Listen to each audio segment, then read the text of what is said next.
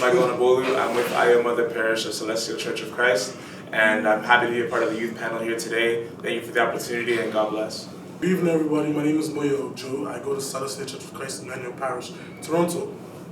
Thank you very much. Hi, my name is Bisola. I'm from Ayo Mother Parish, Celestial Church of Christ, and thank you for listening to it. Hi, my name is Gabriel Nabolu, and I go to St. Michael's CNS Church Movement, Toronto, Canada. Thank you for having me. My name is Michael Adioba. I go to Celestial Church of Christ, Ontario Liberty Parish, Talking Drummer, Toronto, Canada. Hi, my name is Timmy Adelia. I'm from St. Michael's CNS Church Movement, Toronto, Canada. Hi everyone, my name is Ola Oladipo. I'm from Celestial Church of Christ, Emmanuel Parish, Toronto. Thanks for having me. Hi, I'm Ade Tonoganku from St. Michael's CNS Church Movement, Toronto, Canada, and thank you for having me here today. Hi everyone, my name is Adebayo Samuel. I'm from Celestial Church of Christ, Christchurch Parish, here in Toronto, Canada. Hello, my name is Simba Waraza, and I'm from Celestial Church of Christ, Iron Mother Parish, here in Toronto, Canada. Thank you for having me. Hi everyone, my name is Timlay Adefor. I'm from Celestial Church of Christ, Ontario Liberty Parish. Thank you for having me. Hi everyone, my name is Larry Ajidari. I go to Celestial Church of Christ, Iron Mother Parish, here in Toronto, Canada, and thanks for watching. Hi, my name is Femi Abinde from CNS Church Movement, St. Michael Parish, Toronto, Canada. Thank you for having me. Hi, my name is Adedeji Adebayo. I attend CNS Church Movement, St. Michael Church Parish, Toronto, Canada. Thank you for having me. Good afternoon once again. We welcome you all to this program. Again, we have put together a team of youth from Cherubim and Seraphim Movement Church and Celestial Church of Christ. And again, we'll be discussing and talking about, personal situations and just things that concerns the youth. Do you think youths are being empowered to lead the church? From my experience, what I've seen in the different churches I've participated in, I would say that youth are always encouraged to speak up, do a reading, get involved, join youth groups and that sort of thing. I think that's a great start. I think that's highly beneficial for the people the percentage of people that actually do get involved. But I think as a whole, as a broad scale, do I feel like youth are empowered to lead the church and kind of take over once the generations above us kind of move on to the next thing. I feel like that's not, in terms of a large scale movement, I don't feel like that's necessarily happening. I feel like, and this is in conversations I've had with other people as well, I feel like a lot of youth are spiritual or have some sort of interaction or understanding of what their beliefs are around God and religion and different things like that, but I don't know if I can say that as many youth are religious.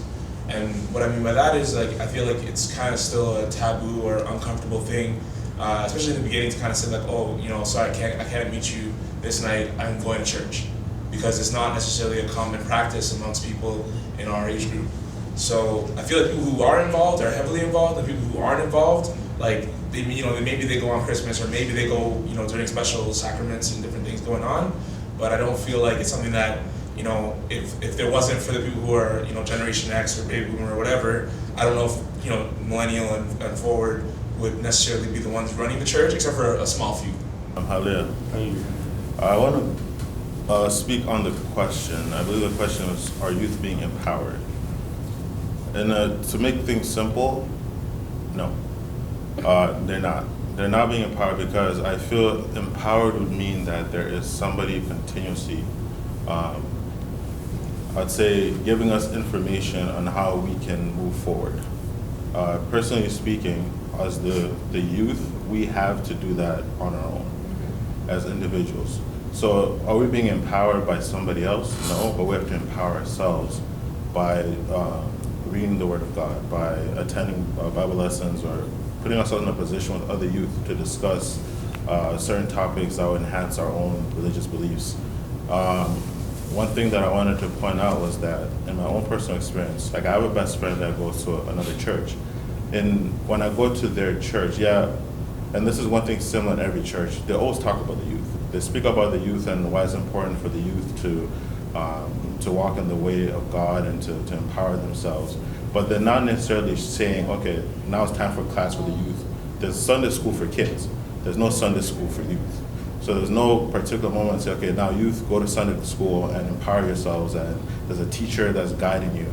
No, they're telling you that there's a platform for you guys to do that. But it's on our own that we take the time to make sure that we are actually doing it, that we're actually empowering ourselves. So we're not looking for somebody to tell us, okay, it's after sermon, now it's time for you to go upstairs and for you to have a discussion on how they can better be children of God. No, we put ourselves in a position, so not necessarily just going to church and leaving things there. Like, I'll give an example of going to Bible class. You might attend Bible class and then people will speak. You yourself might even speak on what's going on. The pastor will speak, the shepherd will speak, but then it's on you to go home and to reflect on what you have heard, what you have read, what you have understood, and the Bible chapters that you guys studied, go through them, evaluate. But if you just leave everything on that table or on that platform in that Bible class, you're not allowing yourself to grow in understanding. So you might find yourself that you're stagnant. You just keep moving forward, but your progress is very minimal. So that empowerment that you're supposed to have as a youth, it might come, but it's coming and not at a pace that it should be coming. Who else agree or disagrees with this point? Yes, I do. So you guys agree.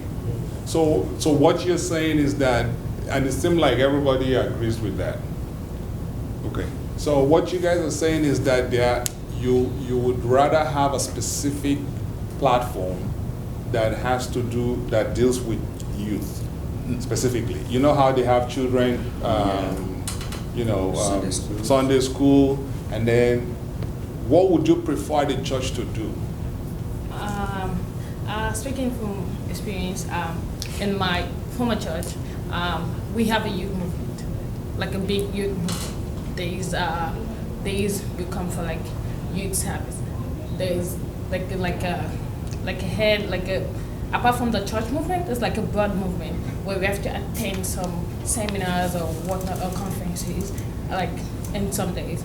So there's something like that, and it is like like once a month or twice a month, we come together, we talk, we evaluate some things and sort those things out. Give ourselves like word of God, and there's a leader for that. But in like since I've been here or what I've seen around, like on a broader perspective, that's not what happens in every churches, and that's not what happened. How should I put it? It's not something that happens often, right? So it doesn't happen often. Yeah, like the way that you kind of like empower, so like in the choir bus, and then you bring us or tell the kids to read Bible, and then say what they understood from that. They have to teach us whatever they learned from that. Right. We don't have that for the youth. Okay. Just let him say it. Yeah, when you say we're being empowered, I feel like our youth program is like that's what's training us to get us to that next step. So it's like getting us more involved in doing stuff like that. So to have more youth programs, you're saying? Yeah. Okay. So, but right now, do you think you have enough of that? I say it's getting there. Yeah. Because before there wasn't like I didn't hear of like anything like with had to do with youth. It was more for the children, like as everyone else said. But I feel like in the future, like as we're doing this now, I feel like there'll be more to come that will empower the youth more than before.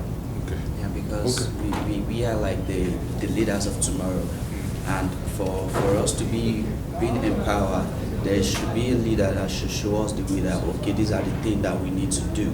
But for now, what I'm seeing, based on what I'm seeing, I don't think there is a leader that want to show the youth what I want to do. Okay, see, and I get the point you guys are raising, but this is the thing. Because before you can say a certain thing is not put in place, and what attempt, just generally, what attempts have you guys made to make them see it? Yeah, for sure. I think I have a bit of a different viewpoint on the idea of like a youth program or a youth like ministry. Like I think that stuff is helpful, especially if there's a sentiment or a feeling of, there are adults and then there's the youth. Mm-hmm. But I was talking to a friend about this yesterday actually after work. Like I feel like at the age that we're coming to and the age that we're at, I don't think we should necessarily be separated as people who aren't on the same level as, quote unquote adults. Like, I feel like at the end of the day, being involved in the regular ongoings of the church and, being called upon or volunteering or however that involvement happens, I feel like that's how you become empowered. Do you know what I mean? Because I think if we take it back to the idea of what is empowerment, right? To me, empowerment is knowing that I have the strength and the ability to do something that maybe I might not have thought I could do, right? And so I feel like, when you see the shepherd doing a reading or someone else being heavily involved in the church, doing being part of revival or whatever it is, right? I feel like as opposed to people who are running the church all being over the age of 40, right? I feel like there should be more people who are younger who are doing things that are integral to the growing of the church. So I'll put it in a bit of a metaphor. Like if you look at a corporation, like a business, right? And you see that in the business, everyone who's in senior leadership of the business is in their 50s or 60s, right? Then you're gonna think, okay, you know what? This business isn't necessarily, it's not a young business. You know what I mean? It's run by a lot of older people, right? But if you see that there's a mix of older people on that senior leadership team, and you've got people as young as 25 on that leadership team, right?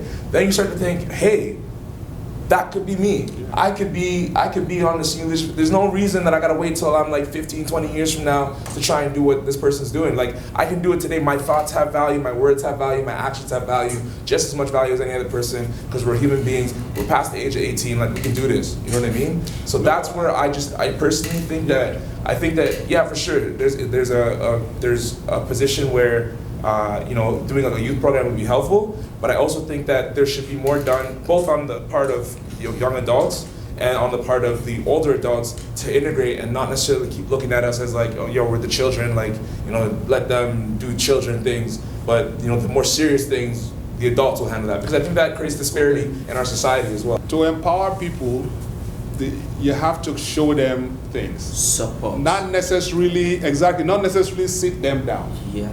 No. But the things that you're showing them in your behavior, in your actions, in giving them an opportunity. But that's exactly what I'm saying, right? I'm saying to empower someone is to show them that they can do it. So for example, if someone wants to be more involved in altar service, right? Right. You could say, hey, let me teach you how to do this, whatever, you can do it, you can say those kinds of things. Or you can say, next church service, you're going to run this altar service, okay? And that is empowering because you're giving that person the position, to the opportunity to do it, right? It's again, if I use the metaphor of a business, it's like doing a co-op as an apprenticeship, right? Mm-hmm. That's empowerment because the person is actually doing the job, right? You are literally performing the service, and that shows you can do it. If you mess up, it's okay. We'll guide you on how to do it again next time. That's you know what I mean? So that's what I mean. I mean that it should actually be integrated into the church. It makes sense. So in that case, do you guys feel like you're not being integrated into the church system? Can I say so in our own church, in your terms of what empowerment means, putting them to be involved, I can say that we are on the bridge of empowering the youth. Because in our church, every third Sunday, we actually have youth service. So the youth will take over and they'll lead the service from beginning to the end. And every now and then we do playlist drama, based on the Word of God. And that's empowering the youth, building their understanding of the Word of God. And that's what I feel we're on the bridge of being empowered. So I feel this whole empowerment issue comes ineffective if you put your mind to it, because at the end of the day, it's all about you. You're the one that's being empowered. If you have no interest in being empowered, you can't get empowered. From my own experience in my own church, I feel a lot don't even want to get involved. So how do you empower that person if they don't even want to have nothing to do with it? So it's you've shown interest first, actually coming forward and be okay, I want to get involved in this. Because I see people in my church that are interested in doing stuff, and they put them in that position that, okay, go ahead, go sanctify the church, go ahead, go do this, go do that, go do that. I feel that's empowerment. But you have to actually come out and be ready to be empowered. I feel it's more of a self thing where you have to be the one that comes forward to get empowered, or people just gonna look at you, oh, he's not interested, because then they half of these adults, they just want to do it on their own. They're like, okay, he's not doing this, so I'm gonna do it myself anyways. They're used to the same thing. So once they're in that pattern of getting it done themselves, that's what's gonna continue until somebody steps up and say, I want to try this, I want to do this, are you gonna teach me? Am I gonna learn this way? So it's all about you coming forward and wanting to be empowered for you to be able to get empowered. So I feel like nowadays it's like there's some people showing interest and some people don't. Some people are scared to actually come forward, whereas it's all about the position you put yourself in, pretty much. If you put yourself in that position to be empowered, you get the opportunity. I agree with what you're saying, but I think that there's something to be said about sparking that interest, right?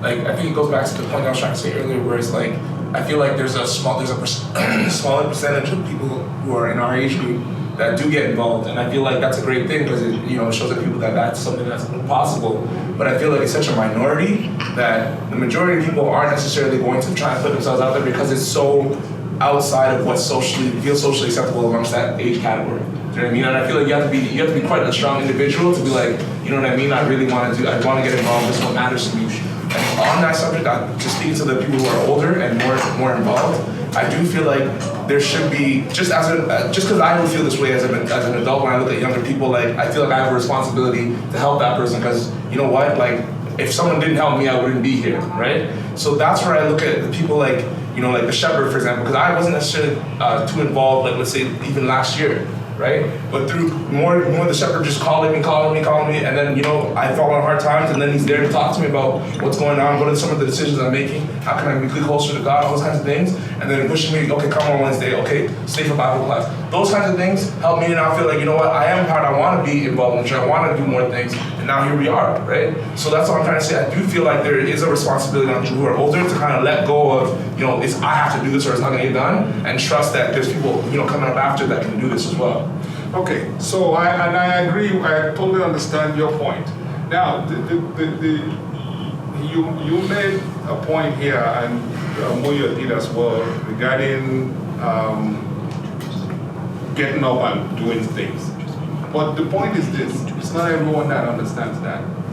It's not everyone that can do that. We're not of the same breed. What do you think the church can do to make you feel like, they have really helped me, and I have no excuse? Well, the way I see things, I believe there's still more to be done. They might be trying, I'm talking about my fold right now, which is the Celestial Fold. The way the hierarchy, the higher people are looking at us, we the youths, is that they're just letting us do our thing, and then we come to them. Well, sir, this is what we have.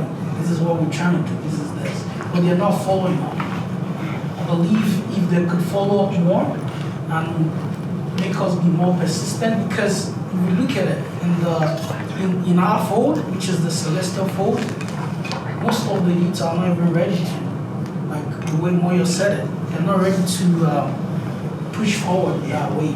We're kind of lazy. We have things to do. We have our own personal life. If we even call seminars and stuff, so people don't even show up. So they don't see us that we're ready to. They could just say it. Oh, what are you guys having in plan, right? But I think for the Celestial Fold in Canada diocese, the diocese should check up on us way more often and make us be persistent to do stuff. Because personally, we could be lazy. We're youths. We have other things distracting us. But if we don't set up stuff, say we don't set up seminars and stuff, if they pressure us to at least do something in like probably 2 seminars in a year, maybe we might actually go that way because we have someone pinching our butts that you gotta do something. No, and that's a good point. So to have someone monitor your progress. Yes. So I think you made some good points. I think everyone's kind of seeing the same thing where it's, there obviously has to be interest on the part of the youth, quote unquote, to be interested in wanting to do something, but there also needs to be someone who's already doing it that can help shepherd the way, right? And just to go back to your earlier question about what do we want to see the church do to try to, bridge that gap and build more youth empowerment. personally, I think it would be great if, so I know a lot of times we'll ask for like senior member of the church to say a prayer. I think it would be great if they asked for a younger member of the church to say a prayer. Because there's often times where I want to jump in and say like, one of the prayers during that time, but I get timid within myself and I don't like it. I feel like my spirit's calling on me to say something, but then I hesitate and then someone else jumps in. Right. So that's where I feel like we could be more integrated. So this much I would say, at least I know about Celestial. Yeah. With Celestial Church, there are 3 members prayer. Yeah. So now, the church, 100%, as far as I know, encourages the younger ones to do the first prayer. Now, you made a point. You may feel timid. Now, there's really no way to tame that. But all I'm really more so saying is that I feel like if we said, okay, we want someone who's a youth to lead that prayer, and we waited, right? Like every time, at least in my experience, I don't find that it's often a youth who will do it, except for 1 or 2 maybe, right? Right. So I'm just trying to say, like, being more proactive and saying, okay, we want a new youth member to try it. Some people are laid back and some people are more upfront. Now, what would help is, like someone said, for the adults to continue to encourage and push. I think the major thing is that for the adults not to relax and feel like, they can take care of them. They can take care of themselves. Let them do their thing. No, they shouldn't do their thing. I mean, that's my opinion. However, let's move forward. Let's move forward. If you have your way, will you continue to go to church? Yes. No. Why not? No, I'm being Go ahead. truthful. No, if please. I do add my way, I won't be going to church every Sunday. Probably you see me twice in a month. Okay, why? Why? Because, no, let's be real. Because we're youth of nowadays and we want to do some other stuff that doesn't involve us going to church. We maybe want to go out with a friend, or you have something else that you have planned, and if you're going to church, you won't be able to like go to that place or something. I mean, I'm just saying. No, I mean, that's your point. That's your opinion. Yeah, let's give it.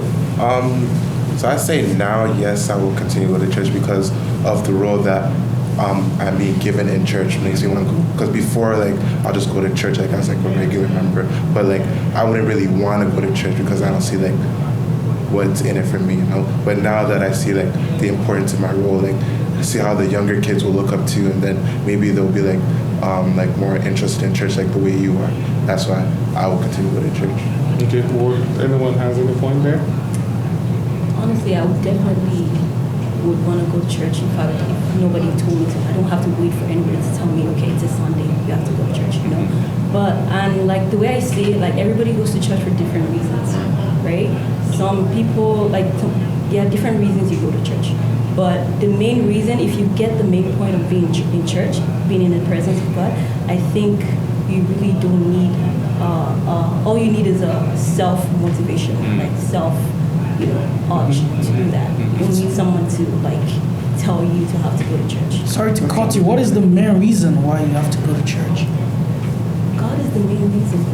Or you can serve God in your house too. You can serve God in your house too, yeah. Can I put an input? Yeah. Well, I'll talk based on experience because my dad is not celestial. My parents are not celestial, my mom and my dad. But I go to celestial with my sisters. Sometimes my sisters, they have to work on Sundays. My dad personally doesn't go to church, but is very spiritual than I am. That I go to church every Sunday. So his own way of communicating with God is a little bit different. Well, I would say maybe before he used to go to church, but then he started working on Sundays overnight, so it was a little bit difficult for him. But he's the kind of person that on Sundays when he get home, he fast. He just connects with God, read his Bible, say prayers, and just go sleep. And he believes he's serving God. It's just the way he communicates with God, and he doesn't really need to go to church to serve God. No, that's just Michael hasn't said. Let Michael. I'm sorry. There's a celestial hymn that says something about where are we going to see the Lord?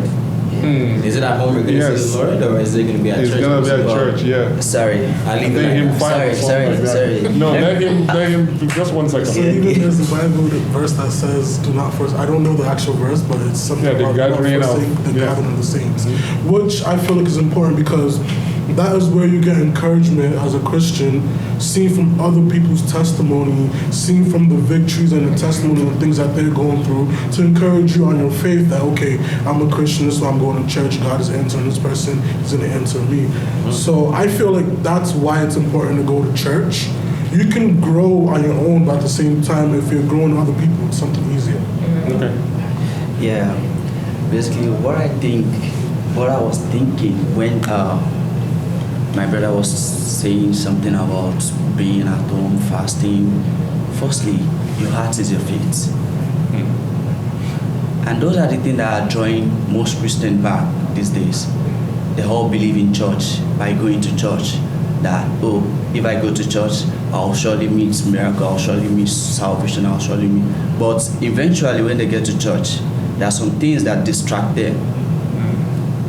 There are so many things that distract them from not doing what they are meant to do in the church. All my opinion for today that if I have my way of not going to church, my heart is my faith. So will you go or will you not? I won't. Sorry, talking about distractions, I think it also comes down to self-discipline, because if you're in church and you're always checking your phone, you're always on your phone, I mean, it doesn't really seem like you're in church, right? I think it also boils down to like the relationship you have with God too. If you mean the relationship, it boils down to any other relationship you have. You have to mean it, you have to have intentions with it, same as God. So if you're in church, you have to intentionally be in church. Okay. Okay. Yeah, I think that the discussion around whether it makes sense to go to church or not go to church, I think that's more something that comes down to a person's journey through spirituality. Like, I think at the end of the day, it's not about, judging, are you more Christian or not a Christian if you do or don't go to church. I think it really does come down to, where is your faith guiding you and what is your relationship with God telling you in this moment? Because I say that to say, for me, for a while, I was going to church, and especially when I was a lot younger, and I would go to church personally because I felt like I believe God, I feel God's presence in my life. I felt Him make differences, make changes, do things that I know was not in my power, God just made it work. And I felt like I would go and I would hear a sermon and I would hear the reading, and it would be prevalent to the thing that I'm going through right in that very moment. And so to me, that's God interacting in my life.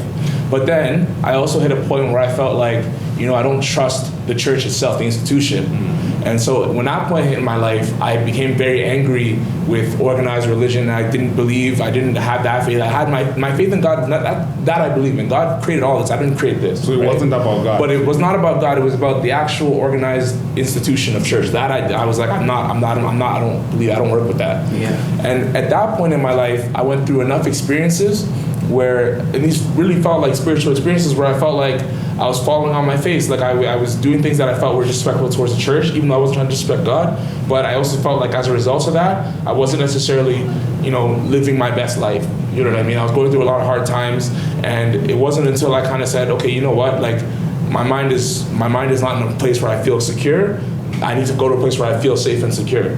And rekindling, resparking my relationship with the church, doing it from a place of, I don't want to judge anything. I just want to go just to be there. And as people encourage me, welcomed me, that felt more familial. That felt more communal. That felt more like, okay, you know what? This is something I can appreciate. Okay, right? So that makes sense. So for you will go to regardless. You will go. So what I'm really saying is that I don't think it's a yes or no kind of question. I think it's everybody's on a journey, and where that spiritual journey will take you, that will unfold, right? So for me, it was a period where I go to church. I mean, first my parents took me, but then I was willing. I wanted to go because I felt like God was in my life, and I was feeling in my church. Then I hit a point where I felt like I didn't trust the church, so I didn't go to church. Right. And if you'd ask me then, I would say, no, I'm not going to church. Right. And now I'm back in a place where I feel like I'm building my faith again, and I'm building my relationship with God through the church as well as individually.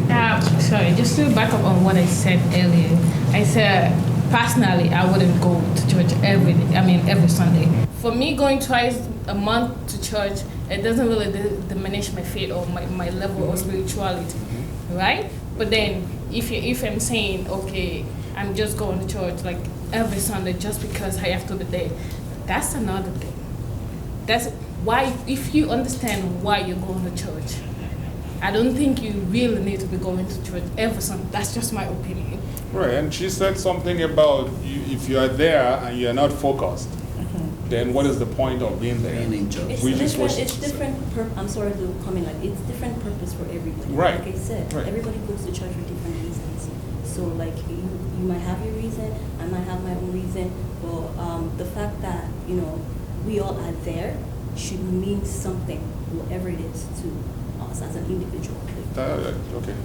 Yeah, just to back up my point of me saying that if I have my way, I won't go to church.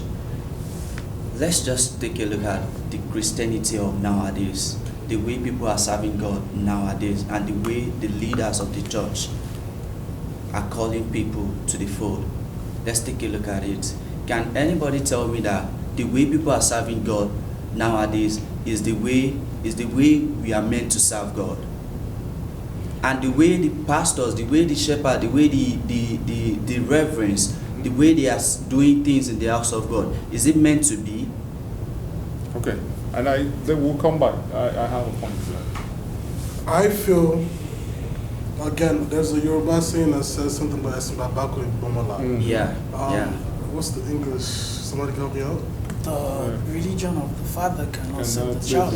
Thank you. So basically, no matter what you do, your own personal relationship with God is going to be your own personal relationship with God. Somebody might go to Salat Church and find God there, and go to another church and basically not feel anything. And somebody else might go to another church and find God there and not go. So the thing is that I feel like it's not about going to church because you're angry, oh, they're doing this, they're doing that. It's more about finding the right place for you, where God wants you to be.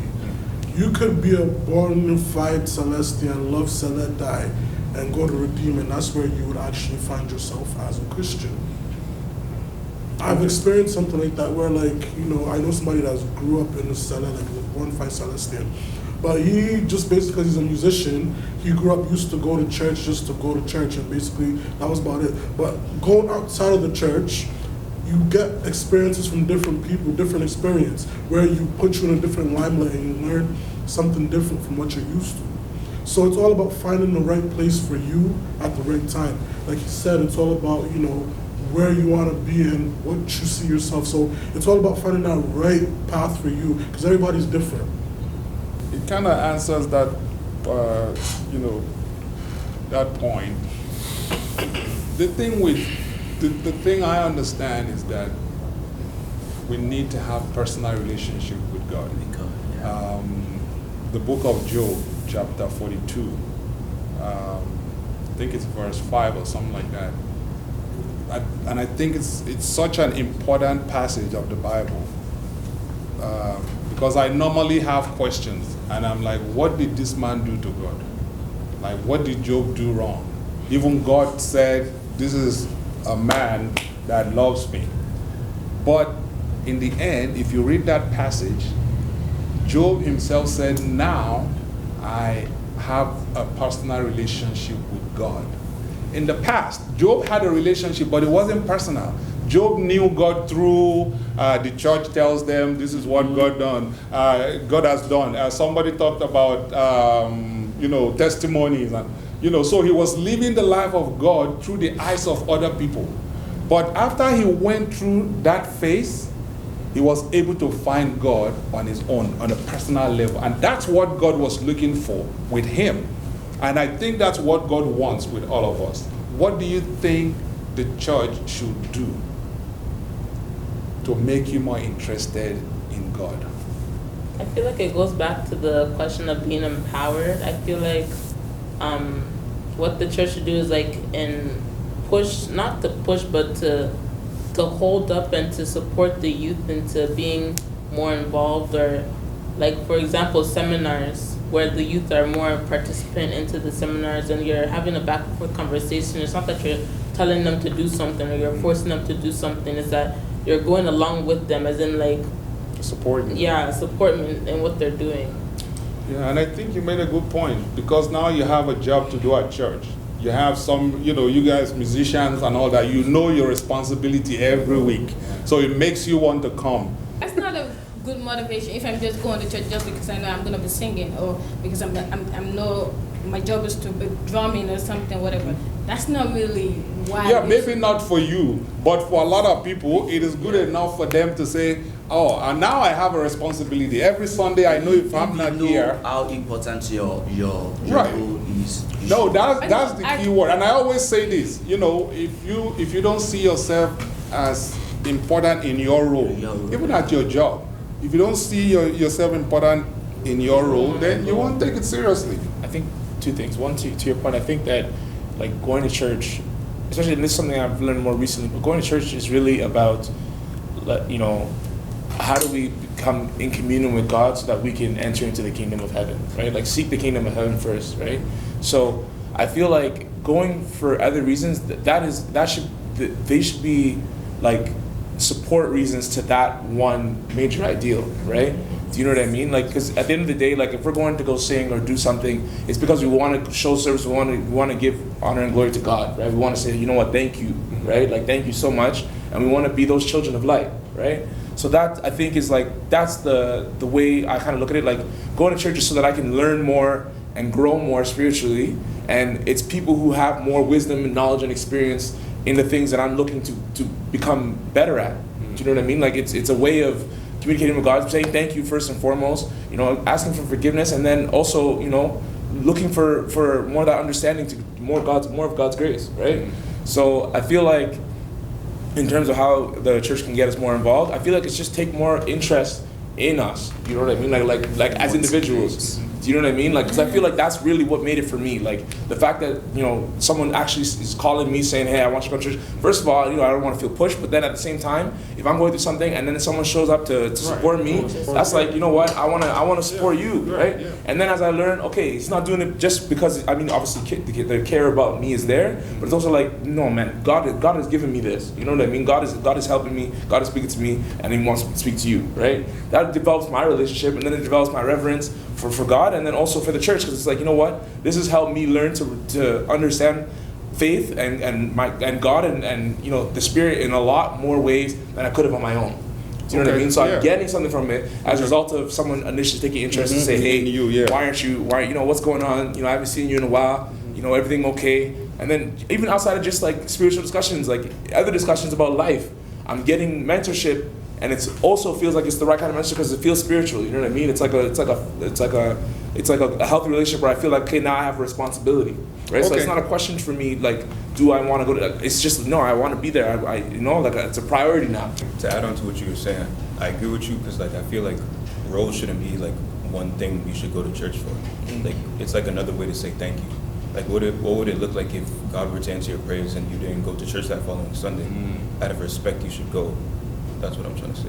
Okay. I'm sorry, talking about role. I think it should be and it should not be. It depends on the way you're looking at it, right? For example, if you're singing in church, why are you singing? You have to question your own personal intentions. It comes down to intentions at the end of the day. Why are you singing? Why are you filling up the space? Why are you there? Why are you doing that role? So you have to be able to answer that question within yourself. Many people can assume whatever they see when they see you, but you within yourself have to answer that question and know. That's what I think. That's a good point. Thank you. Okay. Sorry, before we move on. Talking about roles in the church, and I agree with her point that you go into church, you have a specific role to fulfill, but at the same time, you're in the church, right? And it's a community. Because of the people that are around you, and everybody should be talking, you should be congregating together, catching up, just try to uplift each other, because essentially we all have their own spiritual journeys. We're all trying to reach a point to say we have a personal relationship with God. Just with any like business or any organization, it only grows stronger if every individual piece is strong, right? That organization or that movement, it's as strong as its weakest link. So if there's somebody that's not really going up or they don't feel as empowered, I'll go back to the youth program and then why it's important. It's not necessarily that we just want to have a youth program, just say, okay, the youth are designated to do this, the adults are doing this. but it's also like a transition to say, because it's giving a platform to some youth that aren't able to speak up. Like I'll speak on myself. 10 years ago, I want to touch up on every question first, but 10 years ago, if you had asked me, would you go to church? I'm 27 now, 17, no, I'm not going. My mom is forcing me to go to church. I'm fighting every Sunday. Why are you taking me to church? I don't want to go to that place. It's long. We could come back home at 5. Like, I don't want to be there. Like, why are you asking me? But like, the more you're in that community, like you're saying, people are actually care about you. You find yourself that, okay, maybe I feel comfortable going to this place. Maybe I should go here. But when you are there, you find yourself actually growing. When you will learn more about the word, you talk to adults in the church, you find yourself, okay, I'm maturing, I'm growing. Spiritually, I'm actually moving forward. Now, if you ask me, would you go to church? Yes. Because I found a platform, I found a place where I found myself that I was growing, that I was actually receiving the empowerment to help me to reach to that certain level that I want to get to. So then when you go into that role, yes, you need to understand that you have a fulfillment for that role, and in that role, there's a reason why it's important. So don't just go there like tell your friends, I have to go to church because I'm a secretary, they look to me to just talk. So I need to go there to talk. Right? So, but there's an importance of why you're given that position, and when in that position, make sure you fulfill it to your best. Like, do it with all full intention that I'm looking to grow. So this is another opportunity for me to do that, for me to, in the spiritual journey, for me to enhance my abilities, enhance my faith, so I can get closer to God. I'm just gonna touch on that first. Mine is kind of like backward to him, because like since I've known what it's called life, I've been in church. Weekday service, Sunday service, I've got to be there. My house is church. So mine is kind of backward. So I feel like I didn't really have time to actually explore the reason why I do go to church. I just know I have to be there because I live around church, and I have to be there. If I'm not there, I know I'm gonna get all the noise. So at this point, and I do feel the impact. I feel the impact. 21 days fasting, whatever. I did feel the impact of me actually going to church. Sir, so the question was, what should the church do to what? To encourage you to keep going to church. To want to serve God. To want to serve God. Yeah, what should the church do to make you more interested in the church? In God. So in God, not in the church. In God. Yes. Okay, that's a little bit different from me. Let's go on attack mode. I don't read. Sounds like just give me that little bit. The church could push Bible study more. I feel like some of the biggest amounts of growth I've experienced have been going to Bible study, reading the scripture, and then being able to ask the shepherd and ask the congregation that's there questions. Because we've gotten into heated discussions where I felt like, this is how I personally see things. I don't necessarily agree with what, maybe the church position is or what the interpretation of the scripture. And then as a result of that, now I'm thinking about it, right? And now I'm going back, I'm thinking about it in my head. I'm thinking it's impacting the way I view society. It's impacting the way I view myself. So all these kinds of things, I feel like doing things where it's like you're doing things, but it's in service to church. I feel like it's good. It's like the intermediary. But when you're going to church and you're having that discussion around the scripture, like the word of God, at the end of the day, now you have to really come to you have to understand, okay, the church aside, how do you see yourself as a Christian? Do you view yourself in the light of the Word of God, right? Okay, and so that for me is I feel like that's monumental. I can speak about Celestial Church. This much I know about Celestial. Celestial Church, in all honesty, is one of the churches that encourage not just the youth, but everyone. However, you have to make that move. You have to be interested. So, and I say that because they have provisions for if you are beginning to grow on Wednesdays, you can start conducting service. On Wednesdays, you can start preaching, and gradually you move up from there to Friday. And then once the shepherd sees that you're doing really well on Friday, then they move you to Sunday. So I'm saying, could it be that these opportunities are there, and most people are just not taking advantage of the situation. That's where I would fit in. I feel like it's all about interest. It's one thing to provide those avenues for people to learn, but another thing is the quality of that avenue that they provide. If the person that's trying to teach you or mentor you is not at somewhere where they need to be themselves, how are they it's the truth. How are they supposed to push you forward to where you need to be? So you're looking at it like, okay, I'm not gaining anything. So at the end of the day, it's like, if you yourself, they need to set up a system where, like, before you can be an evangelist or something like that, you should go through training. There's some churches that way where they train their leaders and stuff. Basically, this is how you're supposed to. Because just because you got anointed, I think that's what they should offer here, to be honest. Training on more. Just because they put oil on you, you don't need to know the Bible. This point you just raised, I think, is one of the things with Celestial. Sorry for shaking the table. In the sense that where the church where we started, you can't just come from nowhere and jump into like a Sunday service. No. Yeah. So that's very important. That's why I keep saying, like, from Friday, you start Wednesday, you do Friday, and then you do Sunday. Because Sunday is where you actually have a whole lot of people in the church. But Wednesday, there's more than likely not going to be more than probably 10, at the most, 10 people. In North America, at least. And then, it's true. And then Friday, there is more, there are a little bit of people in the church. And in terms of Bible study, at least the church that I go to, we have 2 Bible studies in a week, Wednesday and Friday, and like religiously. It's not like we do this week. Religiously, we have it every week, twice in a week. Even if there's a chance, we wanted to add Sunday to it. I'm serious. My church on Sunday. Yeah, we wanted to add more because on Sunday more people come to church.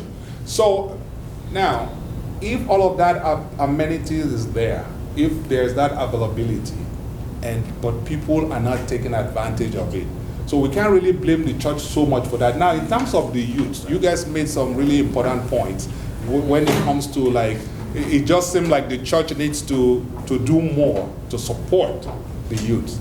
However, what is the attempt that you guys have made to get the church's attention? Can you speak to that? Because I know you're part of the...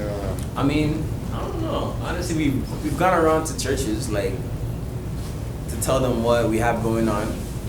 Even some churches didn't want to give us the platform to even tell, to speak on what we have going on, right? So then again, that's not even encouraging itself. So then it draws us back, as in, okay, we tried, and there's nothing really going on there, so on to the next chapter kind of thing. Well, what I feel is that even like he said, the leaders should understand the reason of why there needs to be a ministry forum.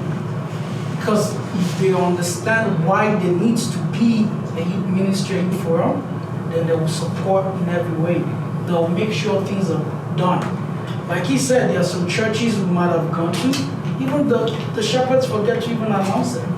That means they don't have us in mind that this thing is important because we're the leaders of tomorrow, we're the future of the church, right? So I believe if they have us in mind and if they put that little bit of support in being interested in us getting to that level. Honestly, from what I've seen from the leaders here, like, I don't see how they expect us to even, like, have programs and expect them to encourage us to do programs when they themselves, they don't even do anything. Like, there was one harvest, I'm not going to say what harvest, there was a child harvest, and they said that they're going to do convocation, all cellular churches are going to go together, we're going to do whatever. And that didn't happen, of course. So we're waiting for them to even, like, give us programs. At least that's like an encouragement to us to, like, move forward and do something on our own as well. But we don't even have that. One thing I just want to say is on the topic of Bible study, like, I think that it's great that happens, like, religiously, funny enough. But all I'm really trying to say is that I think it should be more encouragement for more people to attend You know what I mean? Like, I think the avenue is there, and I think it's a quality session. Like, speaking from experience, I've definitely grown from going to Bible study. I definitely commit my time to, like, you know, I'm going to Wednesday service, and then I'm doing Bible study after. I know I'm going to be there. But I just think that having more people attend would be more added value for more people. Like, I just think people don't, I think there just needs to be more outreach into, you know, hey, come to this Bible study, I want to see you there. So when I said spice it up, I meant like basically just finding a way to bring people together. We're humans and we like incentives, we like different things that will get us excited. For instance, my select church back in the States, what we used to do was basically we pushed it to Sunday Bible study. If you're the one that's doing the sermon and you're leading the service, both of you are basically going to lead the Bible study. So one, those two are definitely in church already.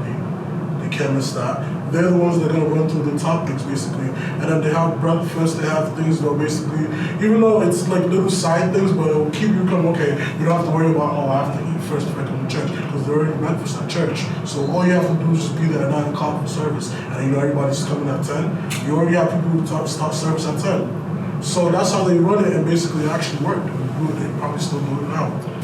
So if you're still waiting for the church to spoon feed you, you're probably going to get crossed. Because you yourself, you have to be independent of your own for the church to take you serious.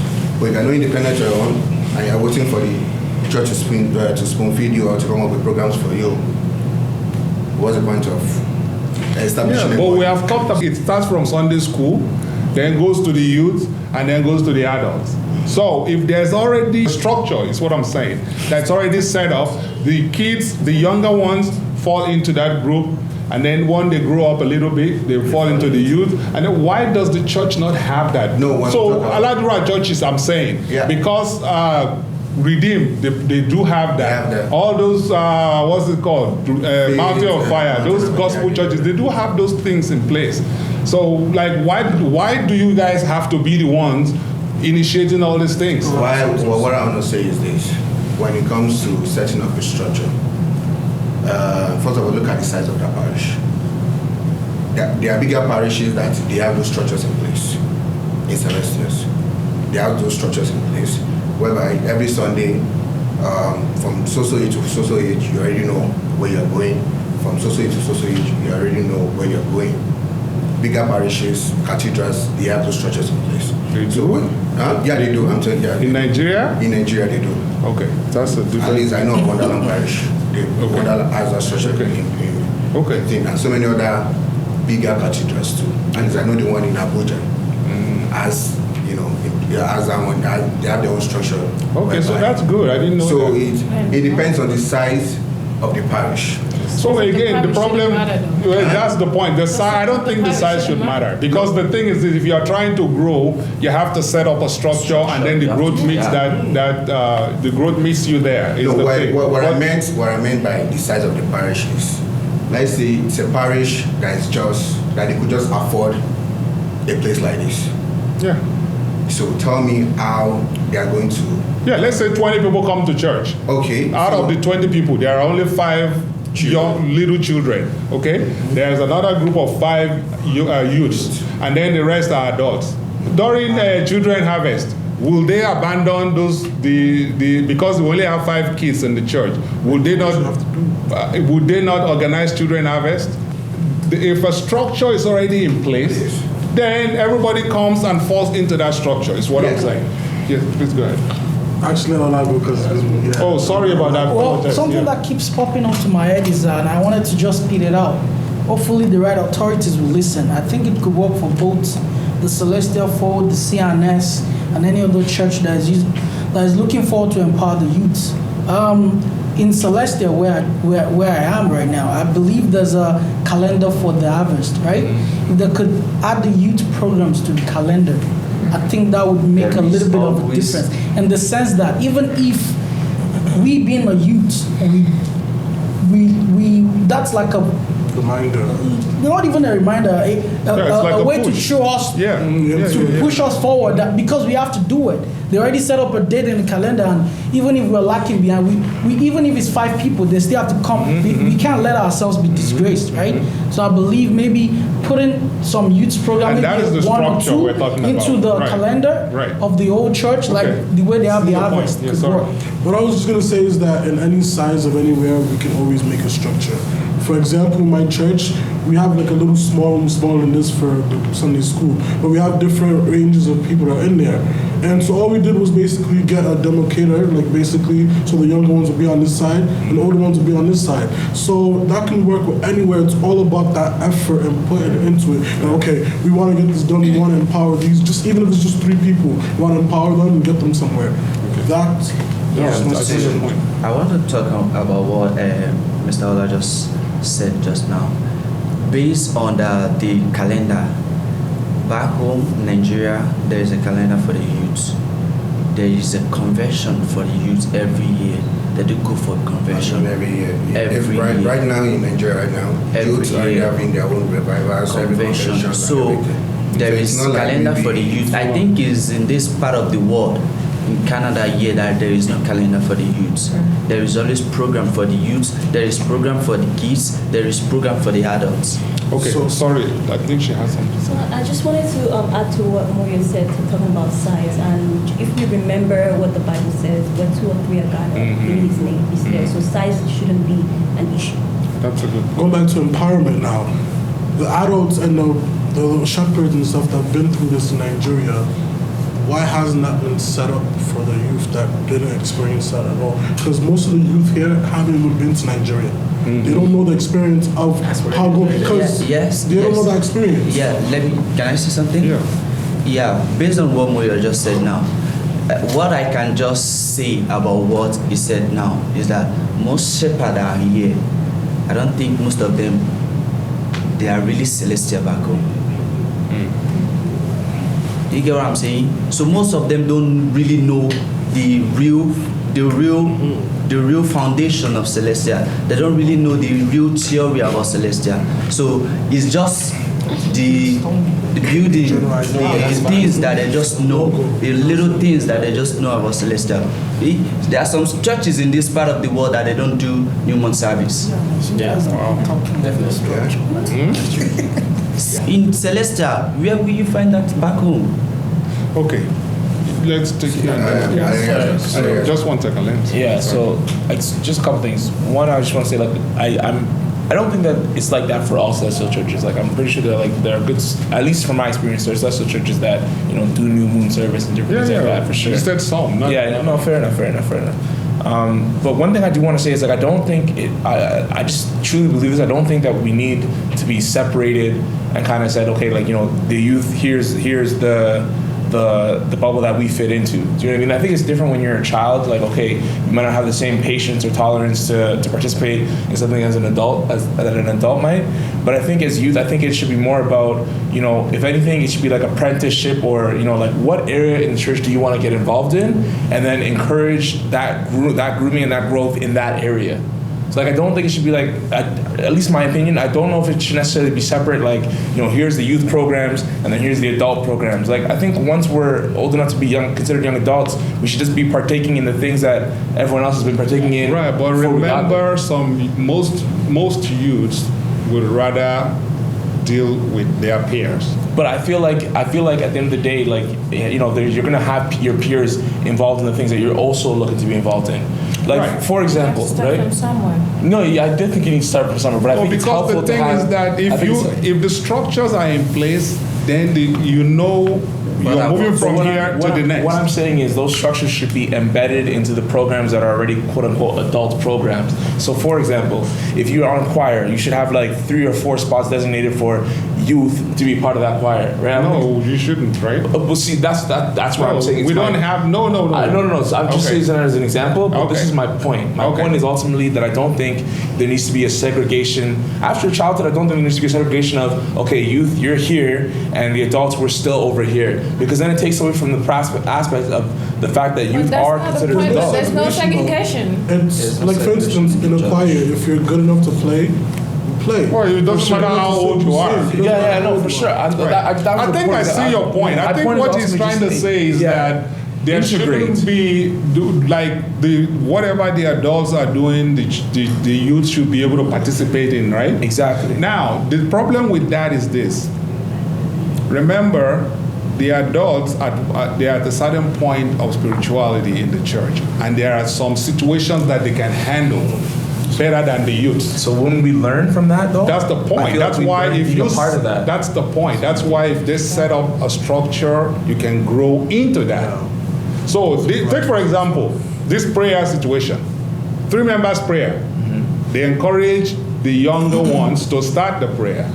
But what happens when this Sunday 3 members prayer? Pray for this, pray for that. Okay, prayer. The next 40 seconds. So call on someone. No, that's the point. I know. Okay, fair enough. No, the point is this. Now, if you call on someone, there has been. Let me tell you some experience. There has been situations where people would tell you clearly, the Spirit does not tell me to pray. The Spirit does not tell me to pray. The Spirit, I'm waiting for the Spirit to direct me. So what I'm saying is that I think the biggest point here is this situation where if you guys organize yourself, you need a follow-up. He nailed that point from the beginning. You cannot just leave people to themselves. Hey, we actually had this conversation a few days ago. I'm like, how can you tell someone to do something and you're not following up? And you're just leaving them to themselves. And then you are complaining. And then you boycott them and then ask somebody else to do it. It doesn't make sense to me. Sorry to cut you off. Yes. Concerning the structure that you said that should have been put in place. You see, when you made mention of other denominations, when you look at the top, you see that the structure came already from the top. That it has been there since the beginning. Established, yeah. But when you look at Celestia, even when Celestia became so popular in the 70s and 50s and stuff, I don't think there was any room for the youth then. I don't think they really thought about saying, okay, let's have a youth structure. It's the youth that came together and started forming their own, and which Baba Bada supported them. But they didn't pass it down. Okay. So which is why I said it's just like they did it back then. It's you, the youth, that has to say, okay, we are here, we want to be functional. You have to swim all the way. No, and in all fairness, I think, because I know 100% about the US. I knew when they started, I knew how. So this is the thing that I would say to the, and sorry, I'm focusing this conversation more on Celestia because I think you guys, the Kerubu, you're a little more organized, especially your specific church, St. Michael. I know that much. Now I don't know about your unification with everybody else, but Yoruba say "Omo to shipa ni iya engbe." So you guys, if you are organized, I think one major issue that I see is that you guys are concerned about the adults getting involved or acknowledging you. I think you're too concerned about them acknowledging you or waiting for them to approve. Let me tell you what happened. In the US, I know when they started. I know those who started it. They actually just went ahead and they were just doing their thing. They were just doing their thing. Now, you guys travel to the US to join them. That's how big it's become. Now they actually, apart from just the tri-state area, the section of Florida has their own. The section of the tri-state has their own. So now they have it pockets all over the place, and then they have one big one. So what I'm saying is this: you have to be determined to want it to work. If you want it to work, it will work. in the sense that now you are, if as long as you understand the structure of where you are, you have to be the one to move it forward. So now you guys organize your programs. This much I know about the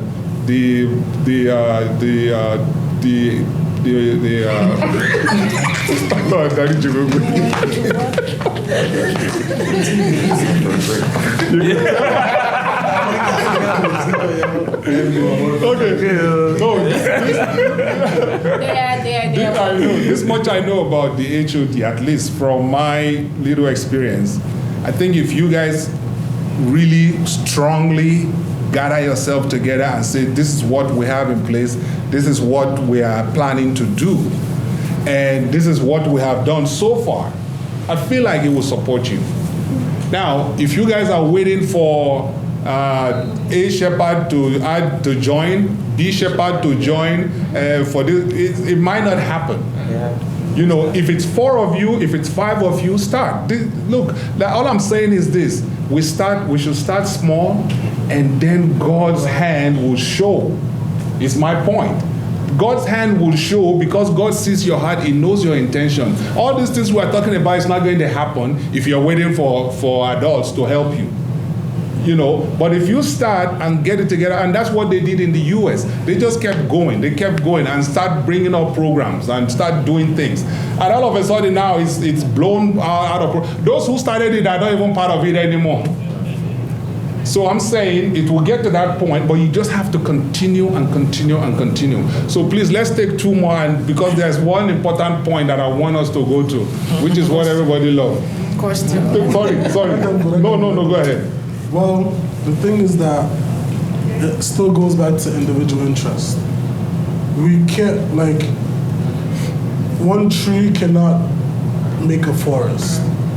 So basically, if some people are interested and they show the interest, but then some other people are not interested. Let's say we have like one parish here where it has like all the youth and stuff like that, but because of influence, they're not allowed to join. Mm-hmm. And let's be honest, there's not too many parishes here in Canada that we can say have enough youth. So the ones that we do have, when we try to bring them together, sometimes we get the support from the shepherd, sometimes we don't. And that's very important. If the shepherd tells his all youth that you cannot go there, they won't go, and that's the fear right there. So if we don't have unity between the adults, it's hard to get unity between the children, the youth as well, because no matter what, we all work hand in hand. It's not that we're waiting for them, it's more of a thing that we kind of still need them to be under their name as Celestial Church of Christ. Okay, I see what you're saying, and I don't want to talk too much about this. But what my point, just one point, is this. Again, like there's nothing that you would do that will become successful that you will not encounter this kind of hindrances. Let me tell you this much. This is my belief in life. You have to always be like water. I said this before.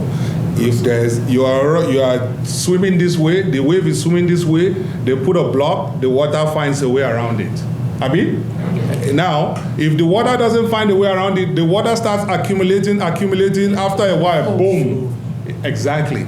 All I'm saying is this: don't think you don't have enough people. Take that out of your mind. Don't think you don't have enough people. I know you guys, enough of you that you can organize. Sidetrack whoever doesn't want to be part of it is the point. Don't be waiting. If it's you, if it's 4 of you, if it's 5 of you, as long as you have good intentions, just start.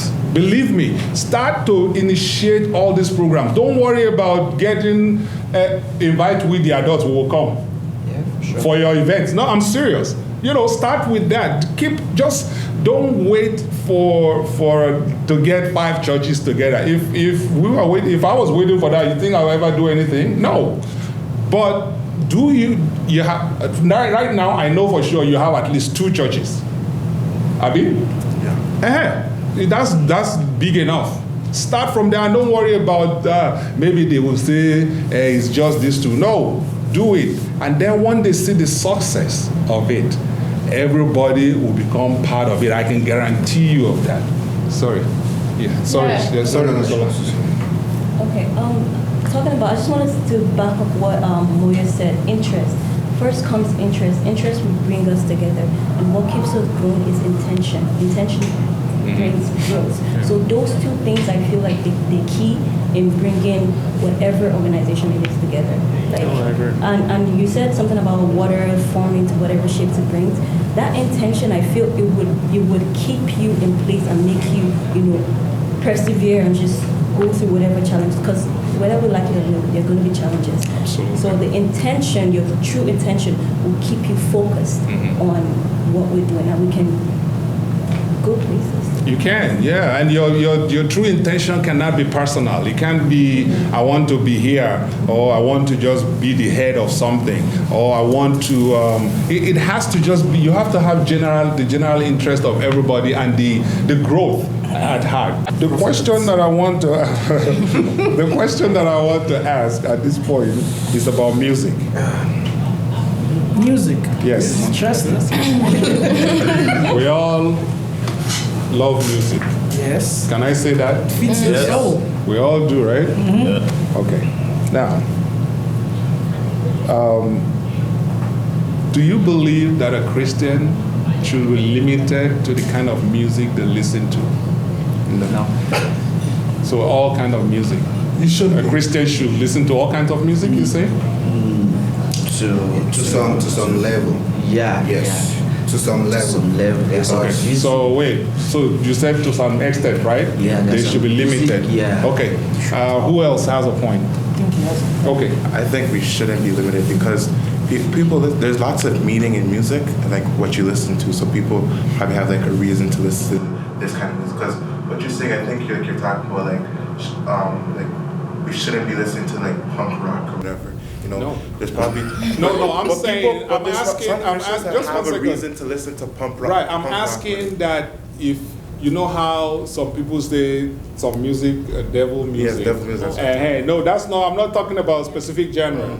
I'm saying, should we be limited to the kind of music? And don't forget, when I say the kind of music, I'm talking about music like I don't want to name musicians' names, but no, like music that talks about sex explicitly. You know how they put all these things. Exactly. Those kind of music, should a Christian listen to it or not? Please go ahead. Okay, I'm just going to say from my own personal experience and everything and what I know about music, because music generally, I think it speaks to people. Like when you're listening to music, it has to make sense in the kind of way. There's some music I listen to, if it doesn't make sense, I just turn it off, right? So as a Christian, as Celestial, because I'm a Celestial, there are some music we're not supposed to listen to simply because it's a spiritual church. And there are some things we shouldn't be exposed to personally. That's my personal opinion, right? And for the fact that music in general speaks to people, so you have that power to entertain whatever you want to listen to. So does everyone understand the main word that she used there, exposed to? Do you believe that there's a certain exposure when you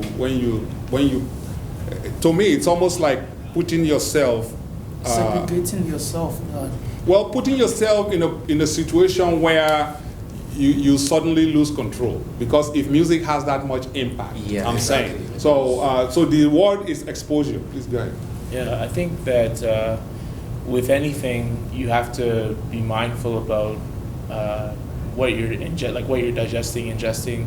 You know, whether it be through sight, sound, hearing. Like you have to kind of.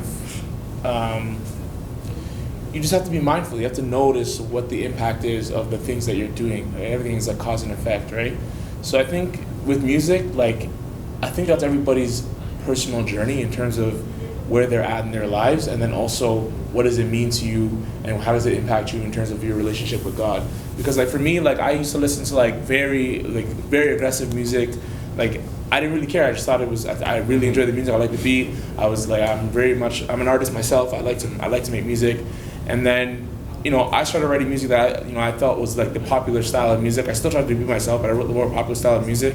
And then once I put it out there, I started to feel a way that, I was like, man, I'm not proud of the music that I put out there. I don't want people to necessarily hear that. Even though people were like, man, that's a good song. I was like, no, but that's not the kind of person I want to be, right? So I think that it's a progression, right? And I think that when you limit yourself from a place of, like I'm told not to do this, so I'm not going to do this, there's a lack of understanding unless you truly understand why it doesn't make sense to do it. You know what I mean? Unless you truly appreciate, like, this is why that's something I don't want to ingest, right? Because for me, for example, like, I don't necessarily like when people speak negative about a particular thing. I think that we should always try and figure out a constructive, a productive way to deal with a situation. So I'm not necessarily going to put myself in a place where I'm going to, digest those thoughts, or I'm going to speak up to say, okay, well, how can we make this better, right? So when it comes to music, now, to answer your question, I think that there definitely is music that when I hear it, even me, I'm like, this is offensive to my spirit, like, this is offensive to my ears, I don't want to hear that. But I can understand how sometimes there's also that aspect where you're like, but I do appreciate it on a certain level, so it's a battle, right? And I think that's part of the spiritual battle that you go through, but I think it's a learning progress. Because for me, as a result of, having been through what I've been through, now I find myself, I tend to listen to more gospel music, right? Because I've grown from what I've experienced, and now I look at it and I'm like, man, like, this is what people younger than me listen to. I get worried. I get upset because I'm like, I know how it impacted me. I didn't necessarily think it was impacting me, but it was. Right? So okay, yeah. all right. So I just want to touch up on a point. I brought up a lot of good points. Something that I just want to highlight on is that as a musician or an artist, I feel like when somebody is creating a song, no matter what reason, they're trying to impose their own either experience, belief, or something they've gone through. Mm-hmm. It could be something ridiculous, right? It could be a song by, The Baby. Like, to me, all those songs, they're nonsense. Like, whatever. That's just personal, right? Mm-hmm. But like, it just, that's him as an artist, right? So as a Christian, and as a human being in general, you may put yourself in a position where, like, okay, you find things that connect with you, or someone else's experience that connects with your experience. Or there could be a teaching, like some rappers who have actually meaningful words that will actually empower you, that will, not just on a spiritual basis, but like in your success, in your own life, things that will help you to move forward. Like, you might listen to a rap song and you're like, okay, he really went through a certain struggle, and the words that he's, the way, as a poet, the way that he's using these words might influence you in your own personal life.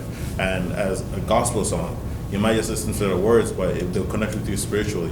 One point I want to bring out is sometimes you just listen to a song for the beat. Mm-hmm. The beat might be bumping. You say, this is a good beat. You're not even listening to the words, but the beat is just going, and just listen to the beat. That's one point I want to bring out is that I've noticed that personally in churches, like when someone is singing a gospel song, a spiritual song, it could be people are not really connecting to it. As soon as you put a beat to it, people are dancing, people are moving. So I feel like even the singer you might not even hear what the singer is saying, but just because that beat is loud, the talking drum is talking. People are just like paying attention to the instruments, but not taking in the actual words. So I think it's also important that when you listen to a song, actually take the time to listen to the words of the song. So that's with any song, any genre. So you might listen to it, not agree. It doesn't agree with me of my Christian belief. You listen to it, okay, it helps me spiritually. It helps me move forward as an individual. That's just the point that I want to make. So when we talk about music, I said to some levels, right? What I meant by that is to your own level of spirituality. Because when you say, oh, you shouldn't be exposed to some certain things, you shouldn't be exposed to some certain things. The things that you have been limited to, not to be exposed to, that's what your heart will longer for. And if you are not, if you don't train yourself spiritually and mentally for what you are not exposed to, it consumes you. So, which is why, I can listen to any music and it doesn't have any effect on me because it's wherever. But some people, they'll just listen to one hard rock or go kill this person, and the next thing they're out there thinking they're gonna shoot it. So it's your level of spirituality, your level of understanding, and your level of exposure at times helps you to deal with how music affects your Christianity. Okay, So actually, thank you, Brother Larry, because what you just said right now kind of puts a base on what I want to talk about. So music, I feel like, has more of a big influence on our lives, spiritually or just as atmosphere. In our churches, we have what we call Oriami.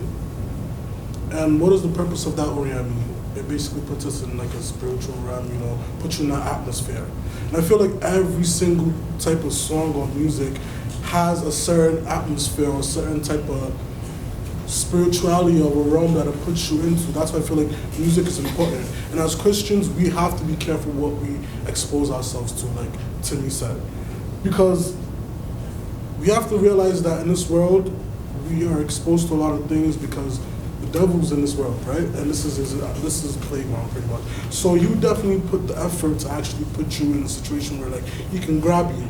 So if he can influence you through entertainment, which is one of his biggest, he was a choir master, right? The chief musician. So I feel like music is very important because that's why it's so important to surround yourself with the proper music, because there's messages being passed through music and drums and stuff like that. Even if you don't hear any messages, deep down there could be subliminal messages put into that music that you don't know about. Yeah. So that's why you have to be careful what you expose yourself to. Even if you're like, oh, this is not affecting me, you're like, that's probably why you're stagnant, because you're putting yourself in a situation where like you're hearing things that you don't even know you're hearing. If you're not spiritually inclined to know that, you're just exposing yourself to unnecessary stuff. Okay. So, go ahead. Sorry, just to base up what he said, the reason why we should be like not segregated in a negative way, but the reason why we should set ourselves apart. Even the Bible said it, like we're the light of the world. Mm-hmm. There are some verses that describe Christians as, you know, your generations, and, you know, so and all of those things. So if we really believe in that, all of these practices like choosing, making the right choice between, you know, the songs we listen to and the songs we expose ourselves to, will really bring meaning to those words of the Bible. Say, okay, we're actually set apart. I'm a chosen. I'm a Christian. I'm a Celestial. I'm a CNS. So I'm not supposed to be listening to this song. Like I know it's a battle, to be honest, because there are some times when I have songs I shouldn't be listening to, but there is that spirit that you should be aware of, and you know, just let God speak to you to know what to do. Okay. Right. So what about maybe one day you need a ride, maybe you have to go to work or to go to church, and the only person available to offer you the ride listens to some hard rock. It's into hard rock? Into hard rock, or maybe into hard rock. All these messed up music. And, you know, as you're in the car, first of all, you're feeling comfortable about the music, number one, but there's nothing you can do about it. But you're listening to the music. If, that's I say, like say, if you're not built to resist that, one way or the other, it will tell on you. That music that you just listen to, maybe just for like 30 minutes or maybe for 10 minutes, it will one way or the other, it will tell on you that even yourself, you won't even know.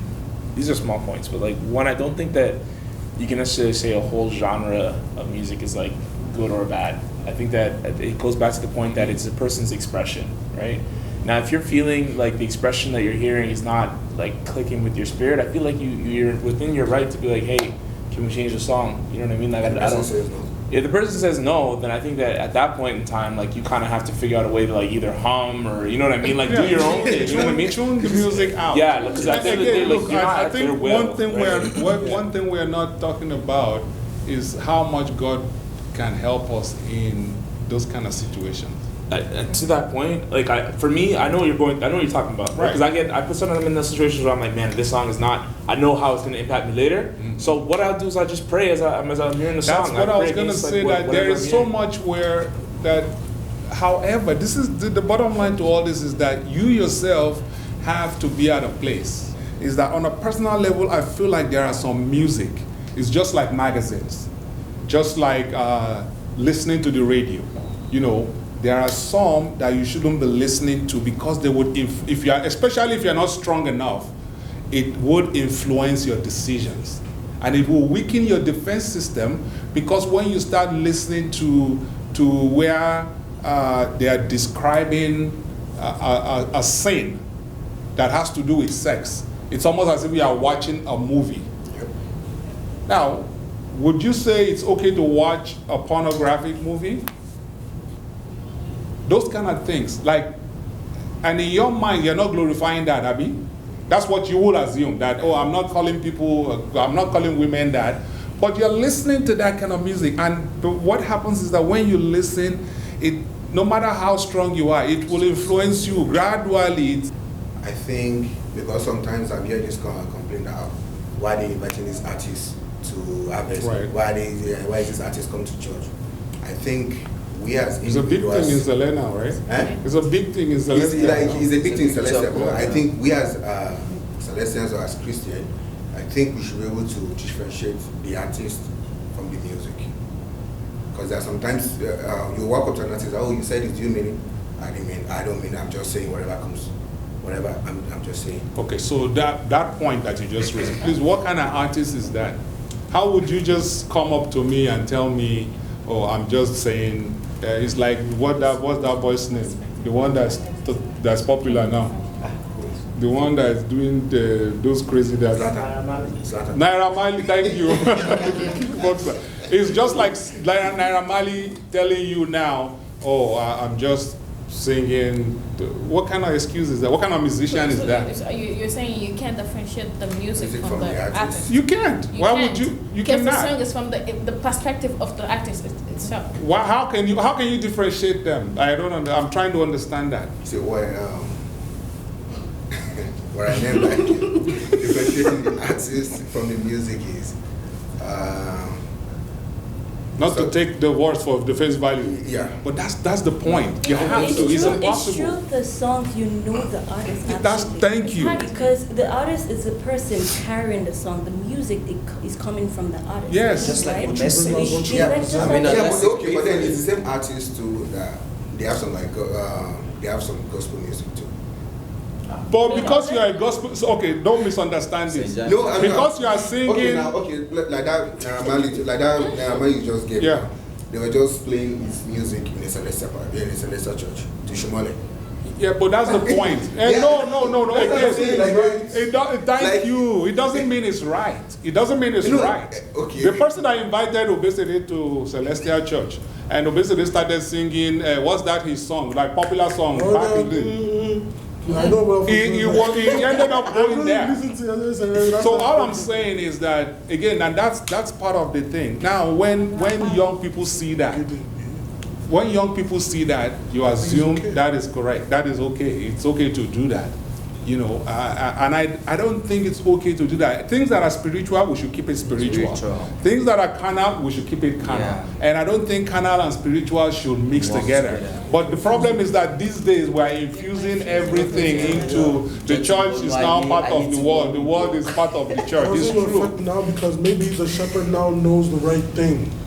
Later on, when that young person becomes a shepherd now, he already experienced that. He already, okay, it's fine. Should be they used to do it back in the days. Yeah. So now he's leading people and telling people this is what's going on, this is what's okay. And it's just another generation going on and going on and going on. So what is right should be kept right. What is wrong should be kept wrong. There was an argument about this actually, because there's a video on YouTube about this guy and whatnot, and there was a lady that was singing. She kind of like sing Naira Marley's song in her own way or something, or was it Naira Marley or some other artist? So she kind of like infused like Gus was into it, and there was an argument like, okay, this is not the right song you should be singing, no matter how she kind of like change it up and whatever. So the fact that there are some artists that you invited into the church, and because they're kind of like changing up the word, doesn't really differentiate the fact that they are that kind of artists and they shouldn't be in church. So what about your gospel artists that are singing and maybe more pepper them? Okay, which artist? You tell me which artist and I'll tell you what. All those prosperity preachers that they're talking about, aren't they talking about God? Abi? Yeah. Okay. So they are speaking about an aspect of the Bible, but they are leaving the other aspect, which is most important, which is salvation. So because someone labels themselves as a gospel artist, is it not the words that come out of their mouth that you will judge them with? Just like you being different, putting difference between lies and exaggeration. They are all lies. No, you have to be able to decipher, you have to be able to discern. And that's the one spirit that we should all ask for, is the spirit of discernment. And then when this discernment comes, be ready to accept it. Because if someone is telling you they're a gospel artist and they are talking about sexual things that is just so explicit, and even the things that someone who's not a Christian shouldn't be talking about, and they are like really expressing that in their song. Like I saw one day in one of these churches where this guy came from, and he was dancing soapy in church. What was that in Nigeria? Soapy? Yeah. In Toronto, Canada. I mean, the point I'm stressing that I feel like we should hold on to is the fact that it's important to be able to discern. And if we're able to discern, then we're able to decide which path to follow, which path is right. Now, if you want to listen to any kind of music and you feel like it wouldn't influence you, power to you. However, you are putting yourself at the risk. All right, great. Thank you guys so much for taking the time to listen. We appreciate you, and we'll see you again very soon. Thank you. Have a good